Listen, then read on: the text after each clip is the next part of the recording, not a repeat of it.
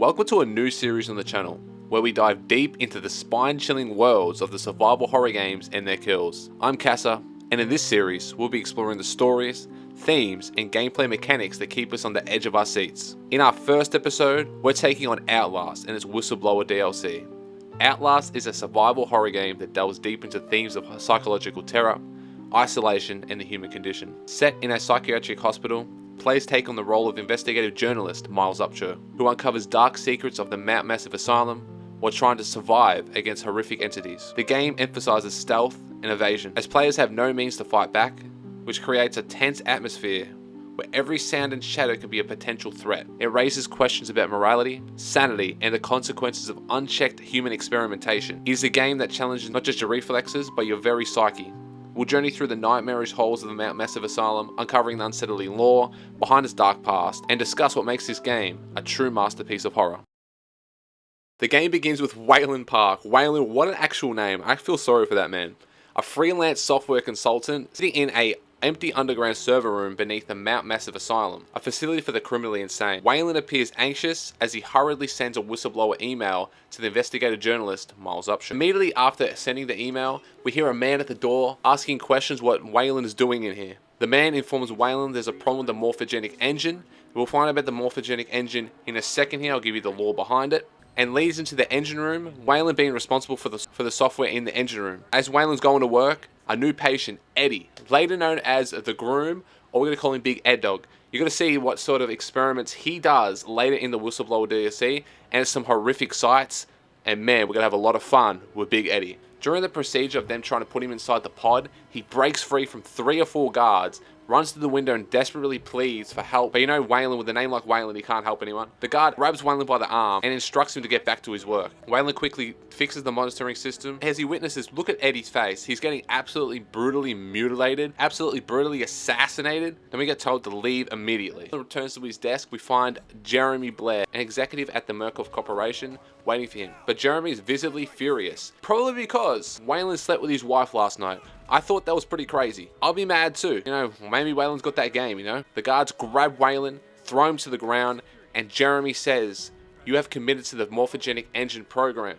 Before Waylon could react, a guard punches him in the face and kicks his teeth in, rendering Waylon unconscious. The morphogenic engine is a dangerous experimental technology central to the events of Outlast. Developed at the Mount Massive Asylum, which is the asylum we're in right now, it manipulates the human body at a cellular level in an attempt to create enhanced soldiers through mind control. We'll see one of them soldiers later in the game as well. However, the engine causes severe physical and psychological transformations in test subjects, resulting in deranged, monstrous beings referred to as variants. One of the most infamous outcomes is Billy, a key antagonist whose survival is tied directly to the engine's malfunction. The program's catastrophic results ultimately led to the widespread chaos and collapse of the system. Waylon regains consciousness, but immediately gets picked up by the guy we seen earlier, telling him to leave when he fixed the monitoring system. So they pick him up, strap him in the chair, and then the man slaps Waylon in the face and starts licking his ear like he is a lollipop. This guy's a bit sus. Hey, pause, man. What are you licking me for? Poor Waylon. He's been through it a lot already, just at the start of the game. I feel sorry for him. He's got the name Waylon, getting licked, getting his head kicked in. He's just all over the place, the poor guy. 2 hours later, the story shifts to the main game, where investigative journalist Miles Upshur drives up the long, foreboding driveway leading to the Mount Massive Asylum. Miles is responding to the anonymous email he received the day before. After parking his car, he picks up the document from the passenger seat, revealing Waylon's whistleblower email. Then he picks up his trusty, infamous night vision camera that we're going to use throughout the game. Very important. Miles exits the car, and we get our first look at the asylum. We catch a glimpse of someone standing in the window, setting a chilling tone to the start of the game. As we continue on, we go to a side entrance where we see a smashed window. So Miles walks through the window. As we go through the window, the lights suddenly turn off. Now, if we look throughout this room, we can see that the variants have had a big uproar. There's been a big fight. There's been a lot of stuff going on. As we continue on, we see our first patient trying to jump scare us while we're trying to go through the vent. Like, this guy's an idiot. He supposed to jump scare us when we were actually already in the vent. You could have jumped out early and tried to grab him. Dropping from the vent, Miles opens the door to discover a grisly scene, a body hanging from the ceiling.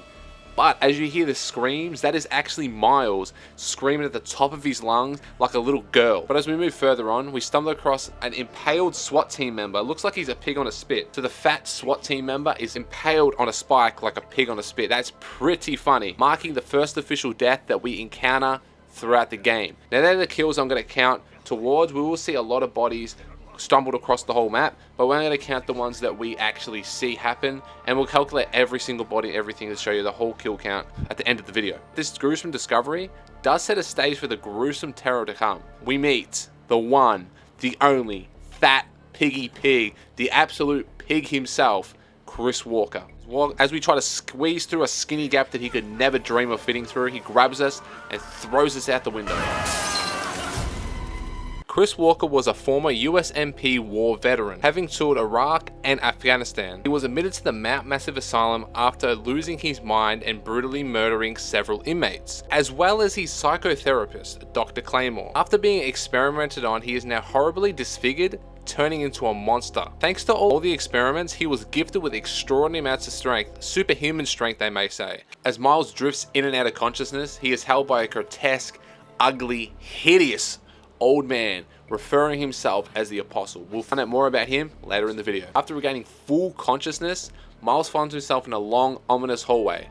He notices a man in the wheelchair sitting lifelessly. This man hasn't eaten in about a decade. He is all bone, nothing. Someone get this guy a burger, man. As we enter the nearby rooms to the left, we encounter 3 disfigured patients silently watching a static-filled television. Their vacant stares suggest that they're mentally far removed from reality. These guys have been through it all. They're all disfigured. Some don't have arms, some don't have legs, some don't have tongues. We'll find out more about that as we continue on the story. As we continue on through the room, we discover the key card for the security room that we need to unlock. Upon returning to the hallway, this happens.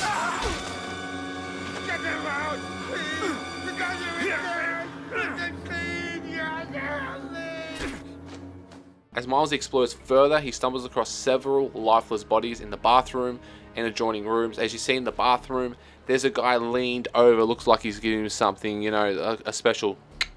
With the keycard in hand, we go and unlock the security room and attempt to unlock the main doors. However, as you can see, this old prick shuts them down. I hate this old man. We realize we must hide, and we have to hide inside the locker. You can hear Miles visibly upset, nervous. He's just panicking. I would do the same too. That guy's like 7 foot tall and like 1,000 pounds. The man is absolutely humongous. As we make our way to the basement, we must restart the asylum's generators. A hostile figure threatens us, as you hear. It's another old man, escalating the tension. As Miles activates the first generator, we quickly run to the second generator before he can break down the door. We sit at the door, he busts the door down like he's busted in some guts. We run past him, we flick the last switch to turn on the generators. As we evade him, he hits us, but he's weak. We get out there, we push the button to start the generators. Once we have done that, Miles goes back up to try to restore the power, but attempting to open the doors, Miles gets erupted by this. I'm sorry, my son. I didn't want to have to do this to you. But you can't leave. Not yet. There is so much yet for you to witness. As we transition back to Waylon, he wakes up hearing a man screaming to his right, only to witness the wall rider brutally assassinating the man in a horrific way, ripping him from limb to limb, and his guts go boom everywhere. Waylon picks up the infamous camera that will serve us as he guides us through the darkness. Peering into the surgery room, Waylon sees 4 deranged men tearing apart someone's guts, absolutely tearing them up. We hear a blood-curdling scream echoing throughout the hall. As we run through the walls, we see the wall rider quickly dodging him, breaking his ankles. We jump into the room where we see one of the men stroking the knife like he's stroking you-know-what in the victim's mutilated body. A chilling zoom in reveals the man's grotesque face. Have a look how ugly he is. This guy is hideous. He's got a little black hole in his chin. I feel bad for this guy. Oh, yuck. As we exit the room, there's another guy jumps up out of the chair like, what are you doing, mate? Waylon quickly runs off like the little girl he is as he overhears the guards discussing where the radio is. As Waylon navigates throughout the hallways, he encounters more lifeless bodies, and one where we can hear the doctor desperately pleading for us to open the doors so he doesn't get assassinated. But he's one of the doctors that put us into the morphogenic engine, so do we really want to help him out? But doesn't matter. As soon as we press the button, one of the patients comes in and absolutely pounds his head into the wall, absolutely just shattering his skull.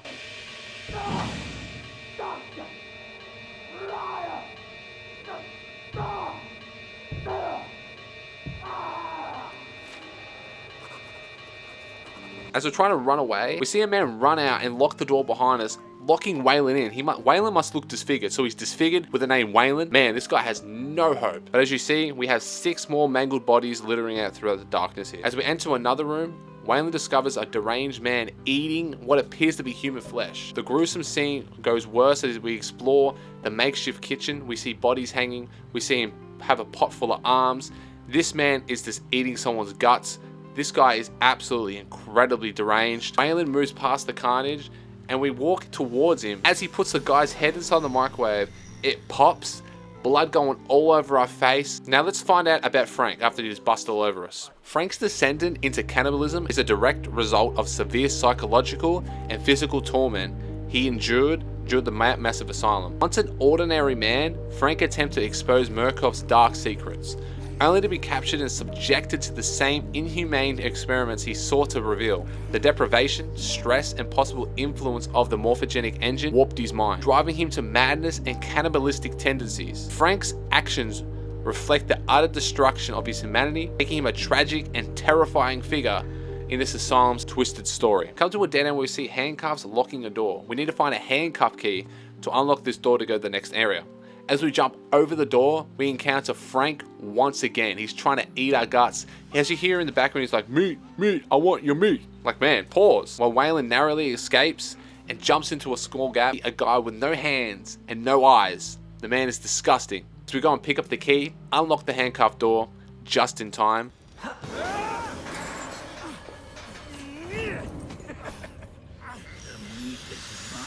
We have to quickly bust out of the cremator. As we bust out of the cremator just in time, as we continue on, we run into Frank once again. He is relentless. As he smacks us in the head with his bat, we keep running. As we get out of the small exit, we go to the bathroom where we see a man took one of the dirtiest, smelliest dookies you ever think in your life, shoving another guy's head in it, making him eat it, which is absolutely disgusting, giving him a swirly with a bit of chocolate on top of it. As we see a man pleading for his life, we have to go turn off the gas. We probably won't be able to save him, but we continue on. But as we try to go do that, Frank is back at it, wanting my meat so quickly. So we jump into the vent, into a room. We hear Frank banging on the door trying to get in. As Waylon quickly turns off the gas to exit the building, we get another chase sequence with Frank. But we quickly enter the gas chamber and we got to shake it back, throwing it back, and we're twerking on him. Yeah, you want some of this meat? You can't have none of this meat. It's all mine, baby. Then we go outside and we see Frank for the very last time. You were mine! We run to a bizarre sight with a man playing basketball with a severed head. As we continue on, we see the infamous Dangalang twins, naked, having their thing swanging. Their threatening presence is adding to the asylum's surreal nightmare. We walk past a man who's been decapitated by some weights. Then we see the Dangalang twins once again. Don't worry, I'm the Dangalang triplet. We walk to the basketball court with a head flying at the wall. The men are getting mad because Waylon ruined their game. We walk down the hallway, we see more bodies until we reach the shortwave radio. And we try to turn it on until...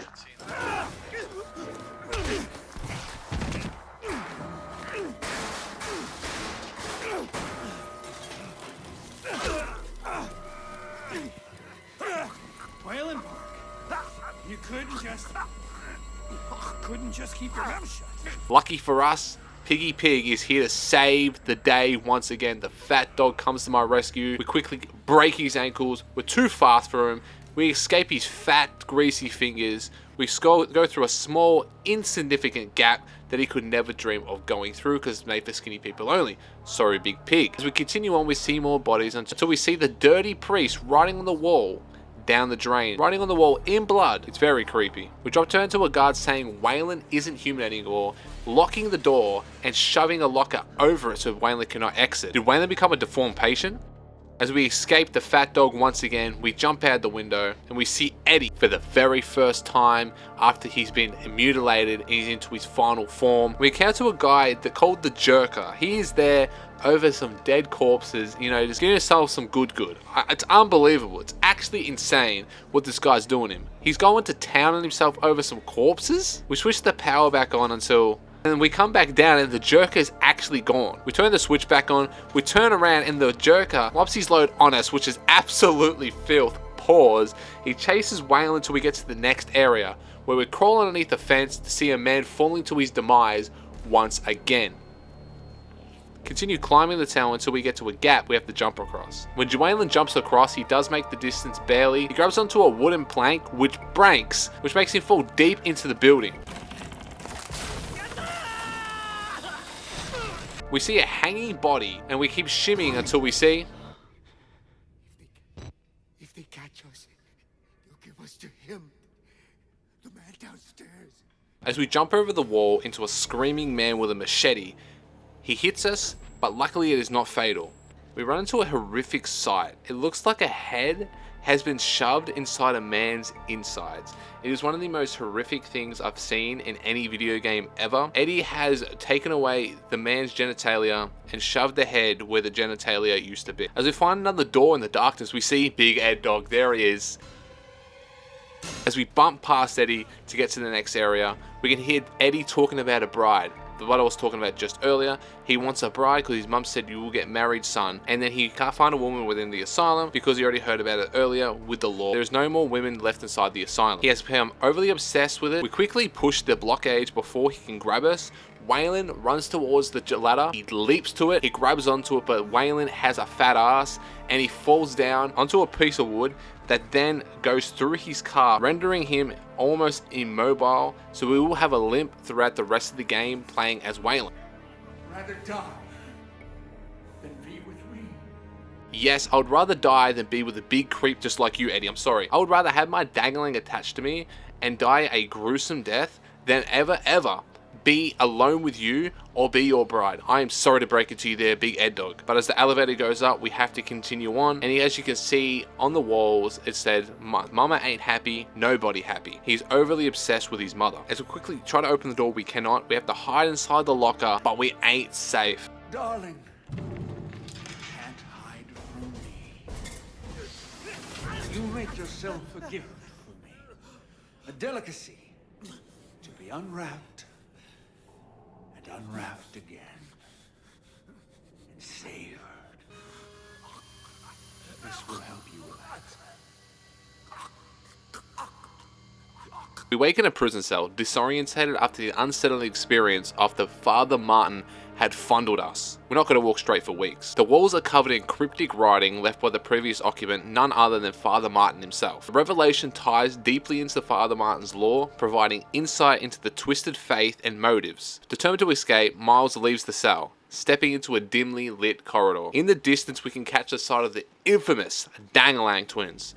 Their presence as eerie as ever. They taunt us wordlessly before disappearing in the shadows, leaving us to navigate the madness alone. The Dangalang twins are the absolute goats. We're going to see them throughout the game. Here's a bit of lore about the Dangalang twins. The Dangalang twins are formerly named as Frank and Paul Manera. They are former patients of the Mount Massive Asylum who were subjected to Murkoff's morphogenic engine experiment. This transformed them into psychotic, emaciated figures with violent and sadistic tendencies. Known for their eerie calmness and unsettling dialogue, they stalk the protagonist with machete-like weapons, no pants, with a Dangalang swinging side to side. This is adding to the psychological terror to the game. They represent the horrifying consequences of Murkoff's unethical experiments. As we jump onto the ledge, we see a man going deep inside a corpse and his brothers are standing there watching him like, what are you doing? But when is it my turn? It's my turn, man. Please let me have my turn. As we continue on, we encounter a deranged patient tracing Father Martin's writings on the wall. His obsession with the writing is unnerving, saying down the drain, and keeps repeating himself. As we jump down the drain, as the patient says, we run into another man, absolutely blowing this guy's back out, savagely beating him. Choosing to avoid the conflict, we move past him carefully. Suddenly, as we open a door, another chase sequence begins. We sprint towards the button, we jump around him, press it, and then he can't hit us because we already went around him, and we run to another patient, narrowly dodging the swing from him. The blow only grazes us, but it's not fatal. Breathing heavily, we move forward until we come face to face with the Dangalang twins once again. Their presence is menacing as they saunter off, leaving us cautiously shimmying through their territory. But once we go to the other side, they disappear like they're Dangalangs. As we continue on, we see Chris Piggy Walker ripping another man's head straight off his shoulders. Bare hands. Pick up the key card towards the showers. We go into the showers. We jump on the windowsill, shimmy across, and we hear the Dangalang twins saying,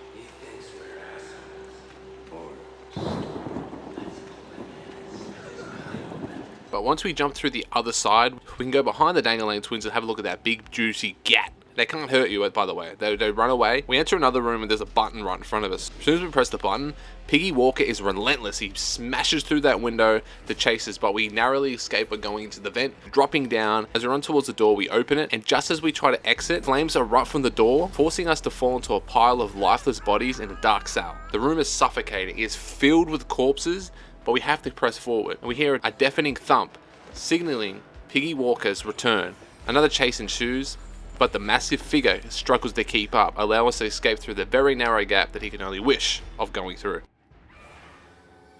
Entering a new area, we stumbled across a cell block with prisoners. One man recently decapitated by Chris Walker. The atmosphere grows heavier as we meet a creep man whispering cryptic warnings. He has no vision, again, and he has no hands, just like the man we've seen in Whistleblower earlier. As we try to continue on, this guy jumps at us, but luckily for us, this guy goes by the neck and throws him off. He goes backflip, landing on the concrete, his head caved in. Rest in piss to my boy. Look at him, absolutely assassinated, but that's the GOAT right there. That is my number one right there. As we push onwards, we encounter the phrase, "Wall Rider" scribbled on the wall, accompanied by a disturbing note that deepens the mystery. As we squeeze through the narrow gap, we see none less than the pigman himself descending down to chase us once again. But we quickly sprint to the right to turn off the valve number 1. We juke Fatso, then go and turn off valve number 2 to flush the water so we can descend down. We break Fatty's ankles one more time to descend down the ladder into the darkness. We run back into the priest singing in the distance. We see a lonely man behind a shelf. I don't know why his shelves are empty, but he says this one quote: "What kind of experiments does a dead doctor perform on living patients? That's the question." That's a very good question, and he's talking about Dr. Wernicke, who is presumed to be dead, but we'll find out later in the game if he actually is dead or alive. The reason why there's no females in Outlast and the female ward is abandoned is because when they do the experiments in the morphogenic engine, it gives all the women's phantom pregnancies. We do see something similar in Outlast 2 with Lynn, so that is the lore behind having no females in Outlast. But as we continue to the male ward, we open a door and there's a guy with his mouth sewn shut. He's behind a wooden wall. It looks like he's humping the wall. As we continue, we drop down to one of the creepiest sections of the game. This is my most difficult part of the game when I first try to do this on insane mode with Energizer. It is very difficult to do this for the first time. Once you get it down pat, it's not so creepy, but it still has an eeriness to it. It brings us to the water and the pitch darkness. So we hear rustling of change. Guess who it is? It smells like bacon. He just won't quit. So we do our water hops out of the sewers to a ladder to ascend to a door. There is another pile of bodies laying there. New objective unlocked. Reach the ground floor of the male ward. We see a man tied up like a mummy in a wheelchair. We go left of the room, drop down from a vent, and screaming. As we narrowly escape the patients trying to hunt down Miles and try to murder him, we get to a dumbwaiter, and we hear this man talking to us, offering us salvation. So we go into the dumbwaiter thinking he's going to help us, but little did we know that it was going to turn into this. You're the right choice here, buddy. Look at that Traeger gat. Oh, you know that smells like dookie. He lets it cross. Dr. Traeger pushes us out of the elevator, through the hallways, past these other patients. He pushes us into a very eerie, dark room. It has a lot of vibes about it. You can feel that something went down in here, very horrific, a lot of horrific scenes, and it feels like something else horrific is about to happen to Miles. And this is what happens. You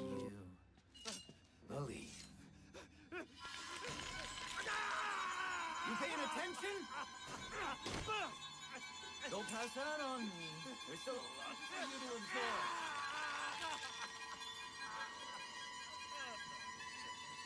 There. Better, right? You understand how we cheat here? We made the consumer into the means of production. This thing is gonna sell itself. We quickly escape with our 8 fingers. The old prick took 2 of our fingers off. I don't know what he's gonna do with them later. And hide underneath the bed. Special attention.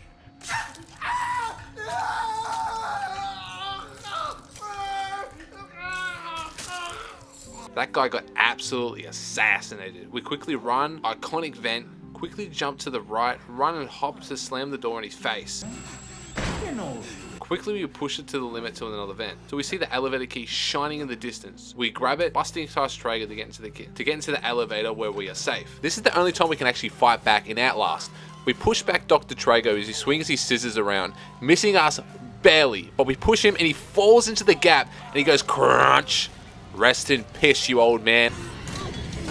Just wait, old man, for something. I'm gonna go up behind him. Zip. Let's see, we're gonna clap his cheeks real quick. We gotta get back. Thank God you survived. I feared that secular maniac would carve you up like the others. Meet me outside. We're close now. We find a burning room with a man half burnt. Murkoff took so much from us. Used us. Turned us into these things because nobody cares about a few forgotten lunatics. There's a man rubbing down a corpse, calling him a little baby. When is it my turn to get rubbed down? We don't know. We quickly go and turn off the second pump to quickly jump to the right to dodge Fatso's attack, run in, press the button to put the sprinklers. What a bitch. Now we go to the outside section, one of the top 3 worst sections in the game. We quickly grab the key to unlock the door. We find another man absolutely just jacking his meat in the corner of a dumpster. I don't know what these guys' problem is. We jump down. Quickly, we have to go around Fatso once again for another chase sequence. He thought he was slick, hiding, like we couldn't see him, like no one has ever said they can't see him. Then we run around the gazebo, look behind us, see his gut jiggling, until we squeeze under the little gap. We see a bloody fountain with another body inside. Now we have to enter the female ward, where we see the priest. Didn't you? You're beginning to understand, but not yet. Even Abraham had to cast his eyes to the ground. But soon, this way, revelation is at hand. If we check underneath the elevator, we can see a man. As we go down the stairs, there's a man in the corner, but if you approach him, this will happen. It's probably best to stay away from it. As we enter the upper floors, we can see the priest shining his torch at the fuse room. Now this, in my opinion, is the most difficult part of the game. On insane difficulty especially, this is where most of my run died. As we enter the room to the right, there's a fossil in a wheelchair. We enter the room, we hear a crazy man until we grab the first fuse. He tries to chase after us, but we quickly sprint down the hall. There's another man with a bat trying to stop us from getting the second fuse. Buddy is weak and his attack does no damage. We quickly grab the second fuse, beat him off after he tries to hit us once again. He will chase us to the third and final fuse, where we are a seasoned vet, so this is easy to get. We get to the third location, grab the third fuse, to a man hanging, which is pretty gruesome. We yonk the fuse. At the end of the hallway, this freak hits us back. As we spam A to quickly put the 3 fuses in to access the upper floor key. Time to shimmy, look down and see a skinny idiot jump across, but we fall through the floor to our old mate Wall Rider. We jump across, but Miles' fat ass breaks the floor, drop the camera. So we must go down and grab the camera because we need that to continue on our journey. Jump down the showers without dropping the soap. Damn, that guy's fugly. I know where you hide, that's where you're gonna be a jump scare. As we pick up the camera, we flash in the pitch darkness, we see a bunch of variants with weapons waiting on my demise. Dun dun dun dun dun dun dun dun dun dun. You ain't catching me, boy. Lucky Miles is a freak athlete and we escape unharmed. Then we meet another variant. The variant asks a good question / a dumb question at the same time. How do you know you're not a patient? We know Miles isn't a patient because he entered the side entrance, but he might as well be a patient after witnessing all the monstrosities of the asylum. We quickly progress, we see another vent. The vents are very iconic in this game. We just going through a lot of them. We see another poor soul get assassinated as we hear a man at the door. I'm supposed to tell you, the key to the house of God is in the theater, behind the light, in the theater, behind the light. We hear someone playing the piano in the distance, so we approach the door, and when he actually walks up to us, he looks like the guy earlier on the game when he was behind the wall with his mouth sewn shut. These must be the different type of variants. As Miles enters the theater, a movie plays in the background. It's the exit interview of Rudolph Wernicke, speaking about they need to find people who have experienced real horror in order to use them effectively in the morphogenic engine. The interviewer asks if the Wall Rider is supernatural. Rudolph instantly disagrees and shuts that down. They talk about Project Wall Rider being a gateway to something, but the film cuts off when it's about to get juicy. There comes that idiot out the door after he tries to jump scare us. So now we have to shimmy across and jump across without dying because we're doing a no death run, of course. We quickly grab the key, drop down, and we hear the Dangalang twins banging on the door. He busts it down and look at the size of that gap. Oh my god, damn! He's thick, boy. Oh my god, hear me out. We unlock the door. As we enter a room, we see a guy praying to the TV. As we enter every single room, we can see that every patient is praying to the Wall Rider. Wall Rider is something of a god to them. We finally reach the chapel, where the Dangalang twins are swanging with their big, thick booties. They're guarding the doors, but now they are friendly. We are now best friends. W brothers, I'm the Dangalang triplet, so, you know, gonna dap me up real quick. We see Father Martin nailed to a cross with all his disciples surrounding him. He will soon be with the Walrider. Reason for Miles having to record all this and tell the world about what happened here. Miles had to go through enough trauma to get to this point, to record all the footage he can to shut down the Murkoff operations. We then see him get burnt to a crisp. Poor guy, rest in peace to Father Martin. He may have fondled us at the start, but he made us go on a wild goose chase, nearly getting us assassinated along the way. But rest in peace to our boy, to the fake priest of the asylum. We say goodbye to the Dangalang twins for the very last time. May they hang low for the rest of your existence, my boy. Salute. We have the final sequence with the fat dog, Chris Piggy Walker. We quickly jump around him, but we can't because he takes the whole hallway. He smacks us in the mouth. As we get into the kitchen, his very favorite spot, you know he's jealous for the one time. We get into the elevator to leave, but we get bamboozled as the elevator takes us down to the underground lab. As we switch back to the Whistleblower gameplay, Waylon is waking up after a 12-hour sleep after what it seemed like getting fired on by the green gas by Eddie. As we wake up, we see Eddie butchering 3 men. The first one getting stabbed while his dangling has been cut off, turning him into a woman. The second man, Eddie is caressing his body before grabbing a knife and slicing his dangling in half. God damn, baby. Oh my god, that's gonna hurt. I can just feel it, man. The third man whose booty is showing is quite thick. I see why Eddie chose him. Maybe for the, you know, a bit more recoil. With Eddie caressing his leg while Waylon's schlong is hanging around. Pause. You're going to be beautiful. But just try to endure. For my sake. For the sake of our children. It won't take long. A few snips of the flesh here and here. Cut away everything vulgar. A soft place to welcome my seed. My dangling's better go. Oh my goodness! The guy we were talking to earlier when was shimmying through that little gap, he comes and saves Waylon just in the nick of time. Look at him fighting back. He actually clocks Eddie in the face. This guy's a goat. So Waylon quickly gets his jumpsuit, gets his camera, and starts limping off. After Eddie nearly took away Waylon's dangling, he writes a letter to his wife. He says, I'm still intact, I'm still here, Lisa. I'm still me. He tried to make me into his bride to cut me. Maybe I was wrong, telling the world only would draw it here. Should this place just die and fester here? We then can hear Eddie talking in the background.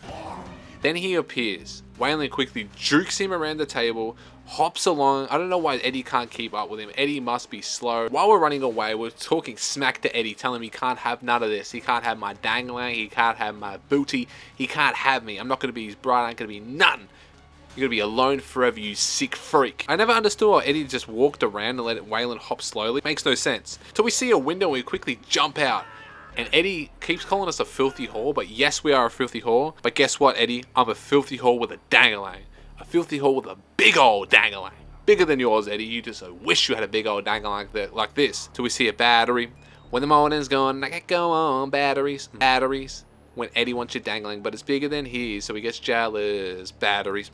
Look at this idiot in the vent. What a way to go out. What an absolute idiot. We hop to the key to see a bride. We turn around and see Eddie standing there, running towards us. We have to quickly shimmy between the small gap because he can't fit because he's too muscular. So we push the blockade away, open the door, and wait for him to jump over the table at the same time so we cannot die.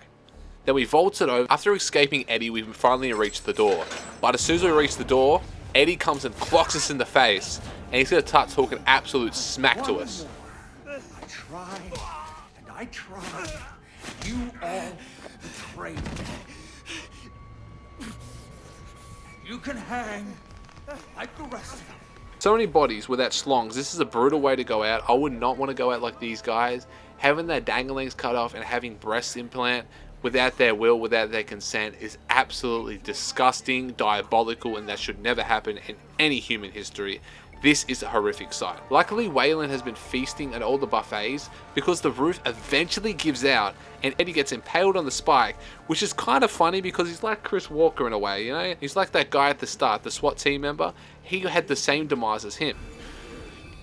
But Eddie, ain't fun when the rabbit's got the gun, you absolute fraud. We're smoking that Eddie pack tonight. Who wants a bit of this Eddie pack, baby? As we switch back to Miles, we see Miles running into the Walrider once again. We have to quickly turn around and book it until we come to a door and see Here is the greatest cutscene of all time. We actually get to see Chris Piggy Walker get absolutely assassinated, thrown against the wall, getting absolutely battered until he gets thrown into the vent. His blood goes spurting everywhere. Rest in peace to the pig. He was one of the greatest characters, the second best characters behind the Dangalang twins. But rest in peace to my boy Piggy Pig. Now it's time for the Yampatron, the old man, Dr. Wernicke. He's not dead after all. While he's barely alive, this is back where the guy said, what does a dead doctor do in living patients? He was talking on Dr. Wernicke. So Dr. Wernicke, the fossil, is actually alive. He goes on to say he is meant to be dead, but he had no luck. He's older than sin itself. Nah.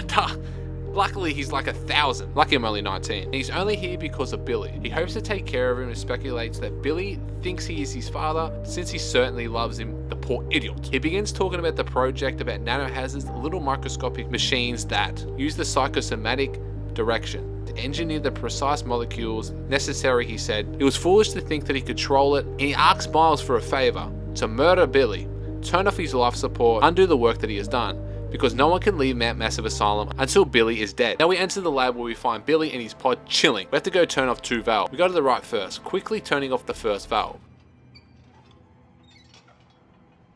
Then we go through the left side, going up lots of flights of stairs. This seems like a long time to go. While the wall rider is chasing us, it does feel like a lifetime. It's about 10 flights of stairs. We can't miss this jump, because when we miss this jump, we die, and I've missed this jump before. We quickly pull the cables out to turn all the power off. But as we try to jump across this gap, the water grabs us and throws us to the floor.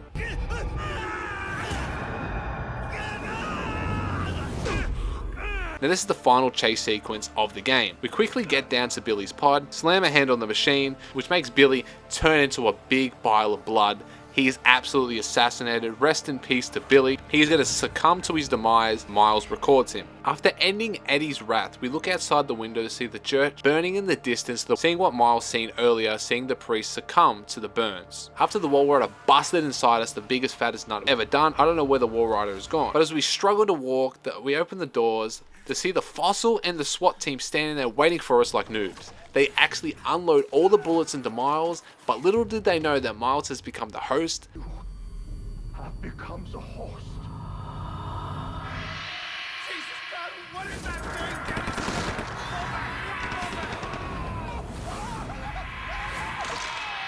Hence earlier he came inside of Miles to take over his body. Back to Waylon, we look through the door and see Dr. Traeger lying there. We may as well go see Traeger and quickly teabag noob. That's it, old man, take that teabag. As we reach the front door, Waylon sees Mr. Jeremy Blair, or his wife tasted good last night, laying there asking how are you still alive. He then stabs Waylon to be mad still about his wife cheating on him with us. No one can know. No one. But as Jeremy's trying to end Waylon's life, the War Rider comes out of nowhere, picks him up, goes inside him, rips his insides from inside out, spluttering his guts everywhere. That is how you tear up someone's guts from the inside. We see Miles' Jeep, and we see in the distance that we see a silhouette of Miles and the Wall Rider protruding outside of him. As you can see, Miles has become the host. Miles has infused with the Wall Rider, and they are now one. So Waylon quickly turns in the car, turns it around, smashes it through the gate, and exits the game. You press that button. There's no going back, Mr. Park. We are in front with an Aussie guy named Simon talking about if you press the button and upload all the footage, it will do irreparable damage to the Murkoff Corporation, basically ending their existence. But also at a cost, it is going to cost Waylon his life and his family's life, all his loved ones, so his parents, his kids, his wife, everyone he's ever known or loved are effed. Will Waylon actually upload the footage? But there's only one way to find out. We quickly press upload the footage because F Waylon, he's got the name already Waylon, you know, probably Waylon Smithers from The Simpsons, the poor fella. But that's how the game actually ends. Now we're going to go calculate all the kills that we've seen on screen and all of the kills we've seen throughout the whole game. The total number of bodies compiled throughout the game and the kills that we witnessed. After calculating all the on-screen deaths, there is a total of across the Whistleblower and the main game is 19 kills on screen. And with the most kills on screen, the character with the most kills is the Wall Rider. He had 3 in the main game, 2 in the DLC. Chris Walker was second with 4 kills in the main game, 1 kill in the DLC. Eddie had 4 kills alongside the DLC as well. Dr. Traeger had 1 on-screen kill. Then we had 2 miscellaneous deaths from different variants. The total number of deaths throughout the whole game, off-screen, on-screen. Main game had a total of 410 bodies throughout the whole game. 29 victims of no gender, 380 men and 1 woman. The DLC had 70 bodies throughout the game, 63 of them are men, 7 of them are women. That is the total number of kills. If you calculate the DLC and the main game together, we have 480 bodies scattered throughout the whole Outlast universe for the Outlast 1 and the DLC combined. If you did enjoy this video and want to see any more videos just like this one, make sure to smash that like button. This video gets 100 likes, I will do Outlast 2 next week. I'll work on it straight away. As soon as the video hits 100 likes, I'll work on it straight away. Make sure to leave that like, hit that subscribe button, follow the Twitch in the description and the Discord to be up to date and to talk to me at any time you want. Thank you guys for watching today's video. Catch you guys in the next one.